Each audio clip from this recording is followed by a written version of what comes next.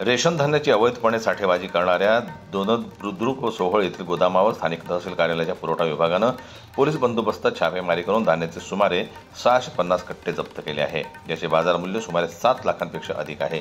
या धडक कारवाईमुळे रेशनच्या धान्याचा काळाबाजार करणाऱ्यांमध्ये मोठी खळबळ उडाली आहे।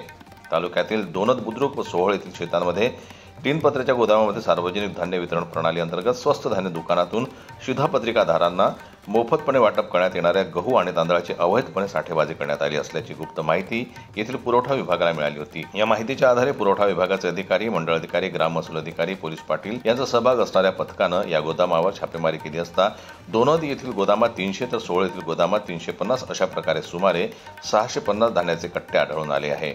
यावेळी पथकाने हे सर्व धान्याचे कट्टे आणि वजन काटा, पावती पुस्तक, हमारी हुक आदी साहित्य जप्त करून संबंधित दोन्ही गोदामे सील करण्यात आली आहे। तहसीलदार कुणाल झालटे यांच्या मार्गदर्शनात निरीक्षण अधिकारी स्मिता नायगावकर, मंडळ अधिकारी महेश धानोरकर, SV खाडे, ग्राम महसूल अधिकारी DV Tatod, police Patil Sharda Dhavak, police अधिकारी भगवान टाकरे आदी या कारवाईत सहभागी झाले होते।